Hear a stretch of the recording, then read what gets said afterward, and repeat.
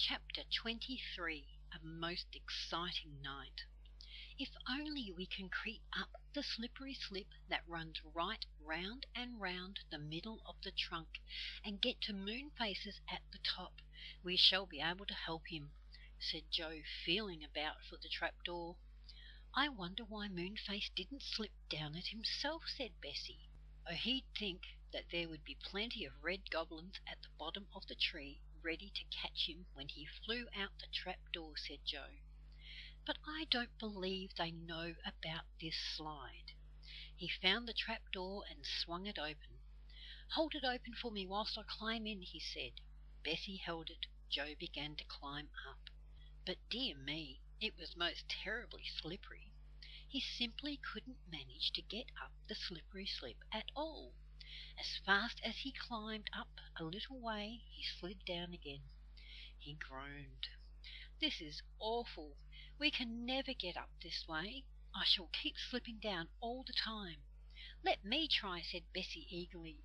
So Joe slid out of the trapdoor and Bessie crept in. But it was just the same for her as for Joe. The slide was far too steep and slippery to be climbed.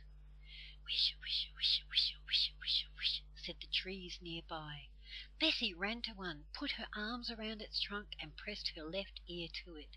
She listened. Tell the squirrel to go, whispered the leaves. Tell the squirrel to go. Red Squirrel, you go up, said Bessie at once. Can you manage, do you think? Yes, said the squirrel. I have claws on my feet to hold with, and I am used to climbing. But what's the use of me going? I am not clever enough to make plans with Moonface. Wish, wish, wish, wish, wish, wish, wish, said the trees loudly. Joe pressed his ear to one. The squirrel can throw a rope down the slippery slip, whispered the tree.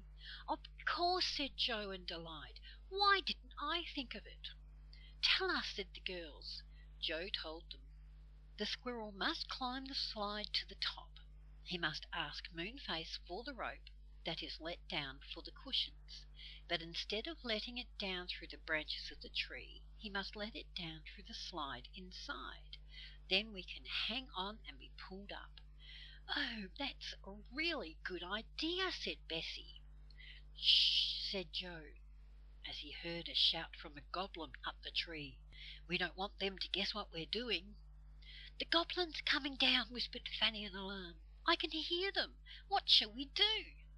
We'd better get inside the trapdoor and sit at the bottom of the slippery slip as quiet as mice, whispered Joe.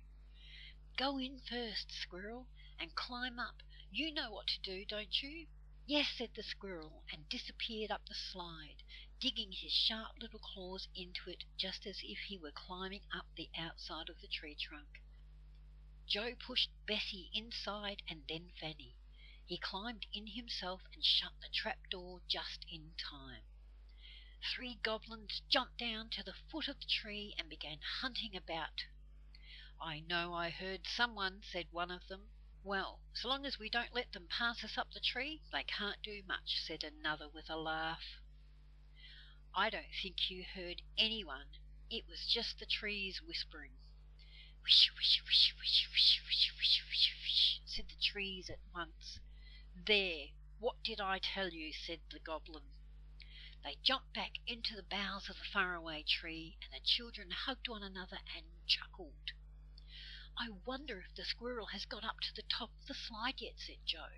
As he spoke, a little sound came down the slide, a soft, slinky sound, and something suddenly touched them. Oh, a snake, cried Bessie in alarm.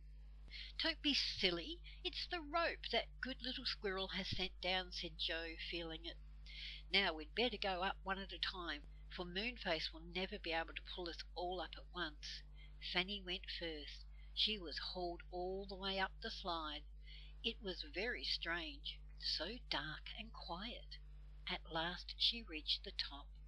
Moonface was there, red with pulling. A light burnt in his funny round room. He was simply overjoyed to see Fanny. He hugged her and then sent down the rope for Bessie. She came up and then Joe. Don't make too much noise, said Moonface in a low voice as he squeezed them all. The goblins are outside everyone's door." "Oh, Moonface, we're so sorry you were captured like this," said Joe. "Couldn't you have slid down the slide and escaped? Or did you think there might be goblins at the bottom?" "Well, I did," said Moonface, "but I also thought that if I slid down I'd be leaving all my friends behind in the tree, and that seemed a mean thing to do." "Yes, it would be rather mean," said Joe, "to save yourself and leave others. Moonface, what can we do to help?"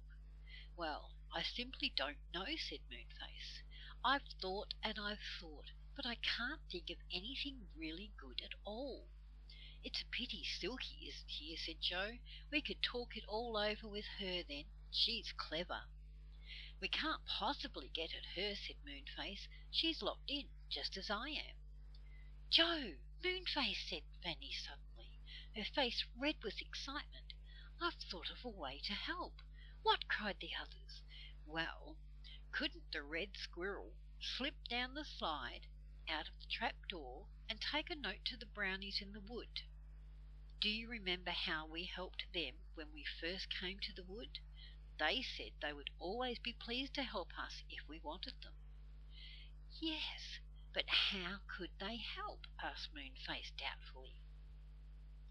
Nobody quite knew, but Joe suddenly nodded his head and gave a squeal. "Shh!" said everyone at once. "Sorry," said Joe, "but I really have got an idea at last. Listen. The red squirrel can tell the brownies to come up here in crowds. We'll pull them up on the rope. Then Moonface can shout out at the goblins outside that he'll tell them the magic spells they want to know, and when they open the door the brownies and ourselves can all pour out and defeat the goblins." "That's a splendid idea," said Moonface, looking at Joe in admiration. "Simply wonderful," said the girls. Joe was so pleased with himself. "And we'll unlock everyone's doors and they can all join in," he said. "My word, this is going to be exciting. Can you see how dreadfully angry the angry pixie will be? And Mr. What's-his-name? My goodness, they'll go for the red goblins like wild cats." Everyone just laughed. The red squirrel touched Joe's knee. "Will you give me the note then? I know where Mr. Whiskers lives, and I will take the letter to him, and let him call all the brownies together," he said. Joe took out his pencil and wrote a note on Moonface's paper. He folded it and gave it to the red squirrel, who folded it even smaller and tucked it inside his cheek. "That's in case I'm caught by the goblins," he said. "They'll never think of looking for a note inside my cheek." He sat on his bushy tail, gave himself a push, and set off down the slippery slip at a tremendous pace. Fanny giggled. "His tail is a cushion," she said. "Isn't he a darling? I do hope he'll find Mr. Whiskers all right." "Well, we'd better just sit quietly and wait," said Moonface. "I don't want the goblins opening my door and seeing you all here. They'll know we've got a plan then."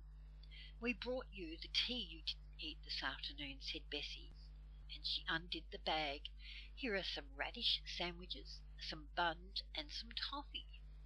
"We'll all have some," said Moonface, "and I've got some pop biscuits too. I like pop biscuits." So they sat round quietly on Moonface's curved sofa and bed and chairs, and ate and whispered, waiting for the squirrel to come back with Mr. Whiskers and the brownies. Whatever would happen then?